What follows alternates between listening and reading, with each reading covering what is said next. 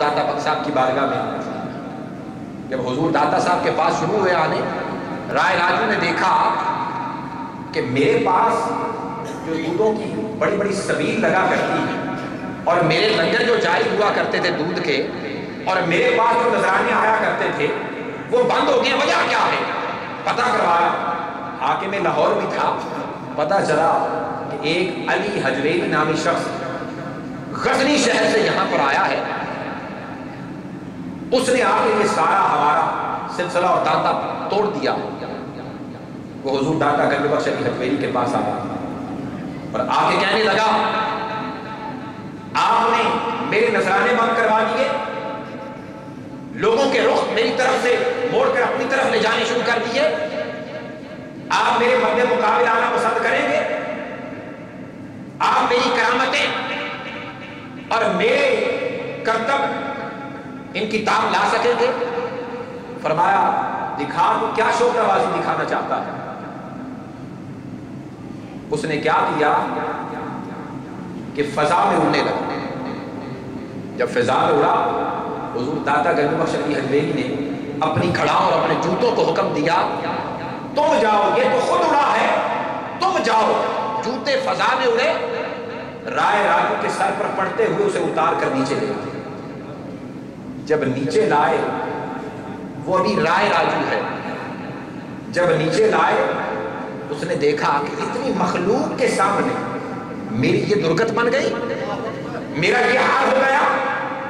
اور میری حاکمیت لوگوں کے دلوں کے اوپر روب دبدبا ہر شے ختم ہو گئی،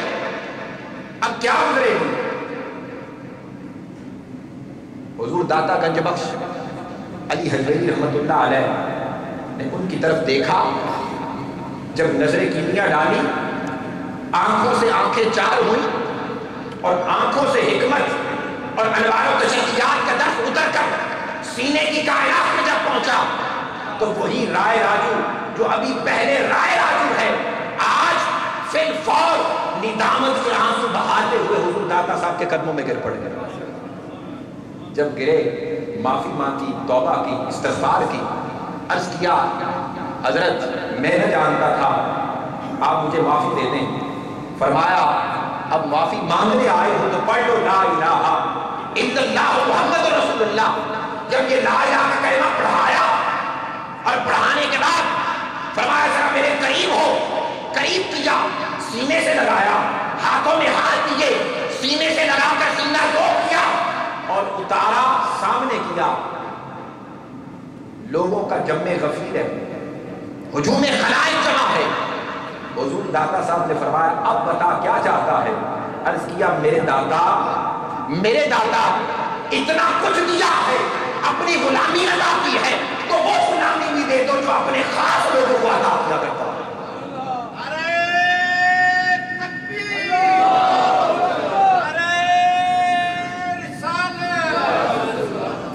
تو سب سے پہلے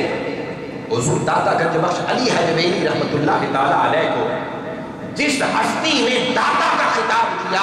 وہ کوئی اور نہیں، حضور داتا گنج بخش کے پہلے مرید، پہلے خلیفہ رائے راجو، جن کا نام نامی اس میں گرامی آپ نے شیخ ہندی رکھا۔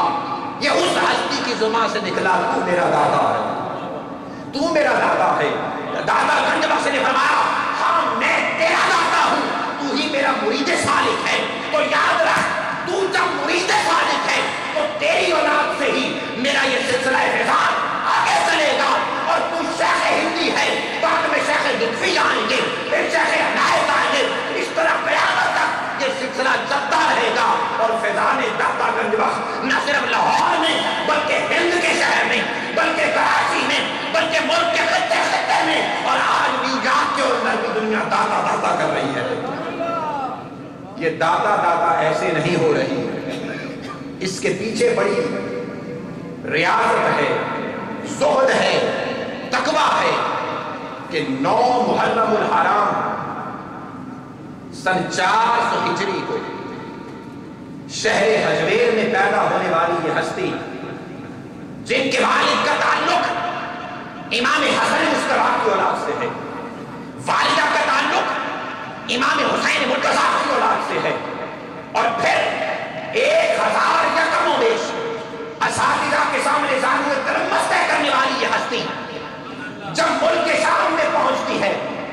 تو آپ فرماتے ہیں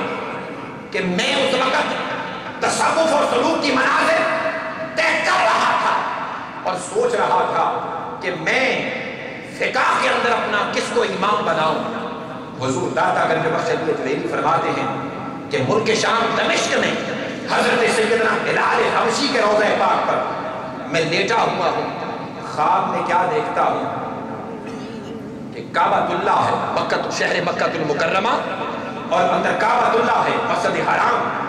باب شیبہ سے تاجدار کائنات نمودار ہوئے ہیں۔ حضور کی آمد ہوئی ہے اور حضور کی گود میں ایک چھوٹا سا بوڑھا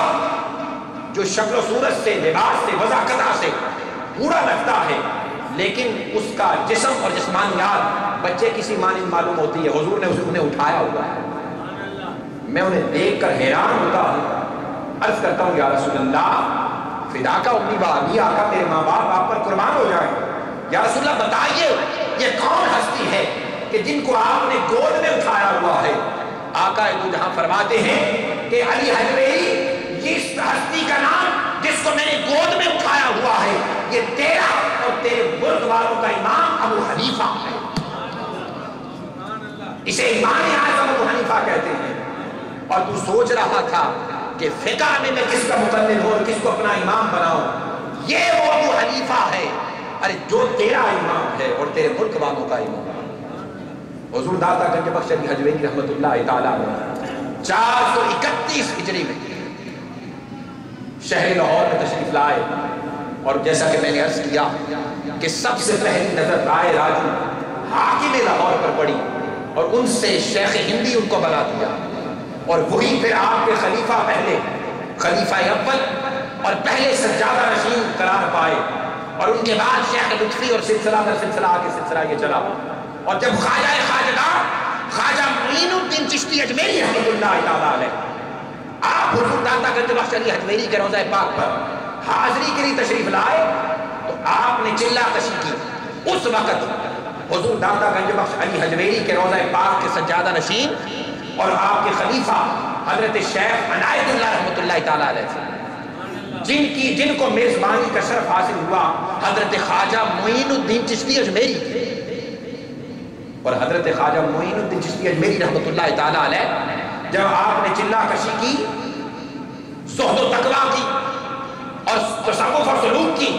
اور ارشاد و رہنمائی کی، وہاں پہ ساری منازل طے کر دی، تو شیخ عنایت اللہ نے آپ کے لیے الوداعی تقریب کا اہتمام کیا کہ حضرت خواجہ معین الدین چشتی اجمیری رحمۃ اللہ تعالیٰ علیہ اب یہاں سے حکم پا کر آپ اجمیر کی سرزمین پر تشریف لے جا رہے ہیں، تو لہذا الوداعی پارٹی سے ہم کہتے ہیں الوداعی تقریب کی۔ جب الوداعی تقریب کی اور آپ سے وہاں پہ موجود اولیاء، صلحاء، اصدقاء اور پاکیزہ لوگوں نے سوالات کرنے شروع کیے، حضرت بتائیے حضور داتا گنج بخش نے آپ کو کیا فیض عطا فرمایا ہے اور کس مقام پر بٹھایا ہے، اور حضور داتا گنج بخش سے ملنے والا یہ فیض کس مرتبہ اور مقام کا ہے۔ اس وقت حضرت خواجہ معین الدین چشتی اجمیری رحمۃ اللہ تعالیٰ علیہ کی زبان سے برجستہ یہ کلمہ نکلا کہ گنج بخش فیض عالم، مسح نور خدا، ناقصارا پیر کامل، کامل آرا رہنما۔ ارے لوگوں گنج بخش فیض عالم کے بارے میں پوچھتے ہو، یہ گنج بخش فیض عالم وہ ہستی ہے کہ یہ اس مقام و مرتبہ کی حامل شخصیت ہے کہ جو پوری کائنات کے لیے فیض کا سرچشمہ ہے اور نور خدا کا یہ مظہر ہے، اور ناقصارا پیر کامل، ناقصوں کا یہ پیر کامل ہے، اور کامل آرا رہنما، اور کاملوں کا بھی یہ رہنما ہے جو کامل بھی یہاں آتا ہے۔ اگر کسی مقام، کسی تجلی اور تصوف و سلوک کی کسی شاہراہ پر کوئی رک جائے، داتا گنج بخش اس مقام پر کھڑا کر کے اسے رہنمائی کرتا ہے کہ یہ موڑ اگر تو ادھر سے مڑے گا تو رب کائنات کے اس تجلی سے گزار کر آگے والی تجلی دکھا۔ یہ مقام داتا علی حجویری ہے۔ یہی وجہ ہے کہ حضرت خواجہ نظام الدین اولیاء رحمۃ اللہ تعالیٰ علیہ آپ حضور داتا گنج بخش کے شہر لاہور کو آپ فرماتے ہیں کہ یہ مدینہ تو قطب الارشاد ہے۔ شہر لاہور کیا ہے؟ قطب الارشاد، آپ فرماتے ہیں کہ جہاں بھی کائنات پست و بالا میں جہاں پر بھی اولیاء کرام اپنے اپنے مناسب اپنے اپنے مقام اور ڈیوٹی پر بیٹھے ہوئے ہیں، ان تمام کا سردار تو شہر بغداد شیخ عبد القادر جیلانی ہے، لیکن سب کی رہنمائی کرنے والا اور سب کو ارشاد کرنے والا قطب الارشاد داتا گنج بخش علی حجویری۔